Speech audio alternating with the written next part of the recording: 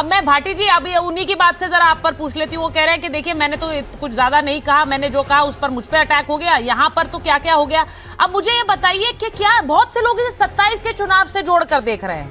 आपके नेता, आपके जो पार्टी के प्रवक्ता है वो खुलकर अब बोल रहे हैं। अब मुझे नहीं पता आप क्या बोलेंगे। वो कह रहे हैं कि देखिए इसीलिए, वो भी रशीदी जी वाली भाषा बोल रहे हैं कि मुसलमान है इसीलिए मारा गया।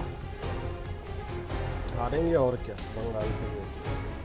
देखिए, अभी आप शुरू में आपने पूर्व डीजीपी श्री विक्रम सिंह जी से पूछा और उन्होंने एक बहुत महत्वपूर्ण बात कही और हाँ। एक तकनीकी बात कही डीजीपी सर को कि एनकाउंटर होता नहीं है, किया नहीं जाता है, एनकाउंटर हो जाता है।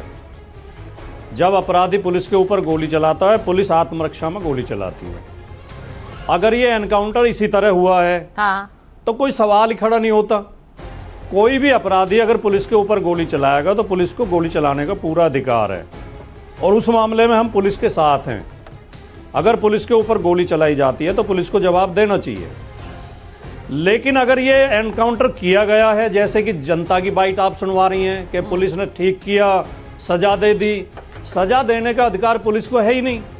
सजा देगा न्यायालय, सजा देगा जज, सजा देगी कोर्ट। लेकिन जब हम आंकड़े देखते हैं सुचिता जी, उत्तर प्रदेश सरकार ने आंकड़ा दिया है कि पिछले 9 साल में 17,000 एनकाउंटर हुए हैं। योगी जी के शासन को जितने कुल दिन हुए हैं, अगर उनसे हिसाब लगाया जाए तो 5 एनकाउंटर रोजाना हो रहे हैं और उनमें 3 पुलिस वालों को रोजाना गोली चल रही है, गोली लग रही है।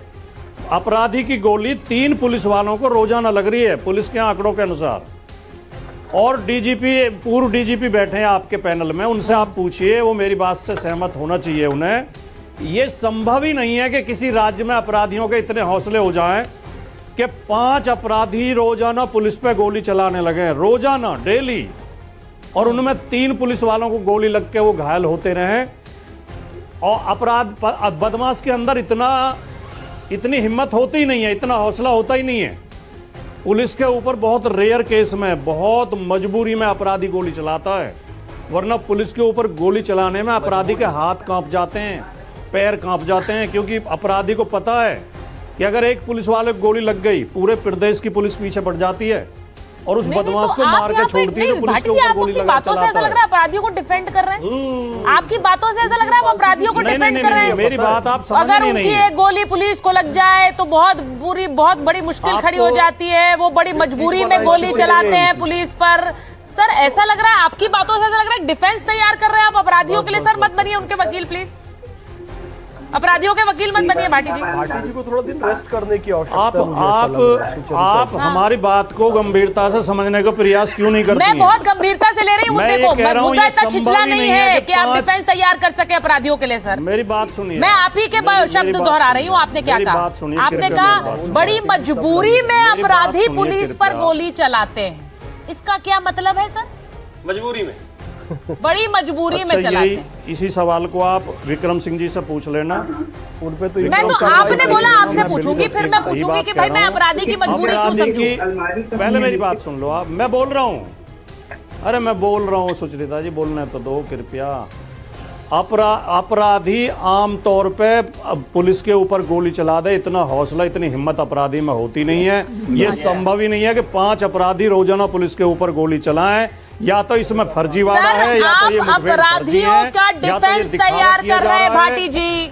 आप बोल रहे हैं इतनी हिम्मत नहीं होती, बड़ी मजबूरी में गोली चलाते हैं। सर मुझे तो ये लग रहा है, मैं शायद गलत हो सकती हूँ, मैं आपकी बात को समझ नहीं पा रही हूँ, लेकिन मैं जरा भाई डीजीपी सर, ये क्या सच में मैं सुन रही हूँ, सही सुन रही हूँ? क्या ये डिफेंस जैसा नहीं लग रहा है आपको?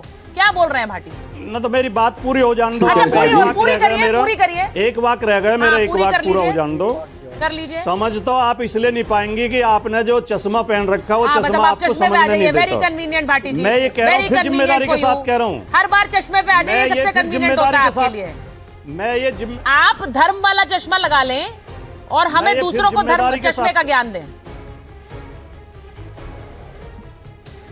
अब कैसा चश्मा ना कहें, आप बोलना ही नहीं देती विपक्ष के तरफ। नहीं, मैं बिल्कुल नहीं है ऐसी बात, बिल्कुल नहीं है। जरा अपने बयानों पर गौर कीजिए। आप हमारी बात सुनना ही नहीं चाहते, हम क्या कह रहे हैं। आप अपने बयानों पर गौर कीजिए। आप मुझे यहाँ ये बता रहे हैं सारे पैनल को कि बेचारे कितने मजबूरी में गोली चलाते हैं अपराधी, और आप चाह रहे हैं कि मैं उस पर आपको काउंटर भी ना करूं और उस मजबूरी को अपराधियों की समझूं, और फिर अगर मैं सवाल पूछूं तो आप अपने फिर उसी पुराने राग पर आ जाइए कि चश्मा देखिए कौन सा लगाया आपने। अरे भाई सर, आप भी तो कुछ चश्मे लगा लीजिए, थोड़ा सा बेहतर होगा। मुझे नहीं लगता, मुझे लगता है आपके चश्मा, आपका चश्मा खराब है। बोलिए बोलिए भाई, बोलिए। मैं अपना वाक्य पूरा कर दूं अब? हाँ, कर लीजिए। काउंटर हो गया, मैं अपना वाक्य पूरा कर दूं? करिए। मैं बहुत जिम्मेदारी के साथ चौथी बार ये बात कह रहा हूं, ये संभव ही नहीं है कि अपराधियों के हौसले इतने बुलंद हो जाएं कि 5 अपराधी रोजाना पुलिस के ऊपर गोली चला रहे हों। या तो ये आंकड़े फर्जी हैं, और या उत्तर प्रदेश में जंगल राज है। उत्तर प्रदेश में पुलिस की कोई हैसियत बची नहीं है, कोई साख बची नहीं है, कोई रुतबा बचा नहीं है। मैं आपसे एक और सवाल पूछ रही हूँ। राजकुमार भाटी जो ये अपराधियों के डिफेंस में बता रहे हैं कि वो कितनी मजबूरी में बेचारे गोली चला पाते हैं पुलिस पर, वो सूर्या के घर जाएंगे क्या? सूर्या के परिवार से मिलेंगे क्या? अपराधियों का डिफेंस तैयार करने वाले राजकुमार भाटी जाएंगे? बेचारा शब्द आप यूज कर रही हैं। सूर्या के घर पे जाएंगे? बेचारा शब्द आप यूज कर रही हैं। नहीं, अरे शब्द आप बोल रही हैं, क्योंकि आप डिफेंस ही ऐसा खड़ा कर रहे हैं सर। आपकी बाइट सुना दूंगी मैं फिर से रिप्ले करके। मुझे मत बताइए, आपकी सर बाइट ही ऐसी थी, आपने बात ही ऐसे कही।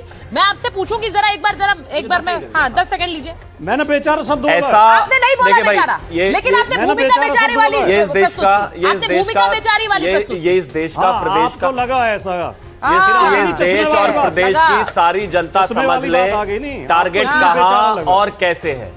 ये संभव ही नहीं है कि एक पार्टी के 2 प्रवक्ताओं के 2 बयान हो जाए।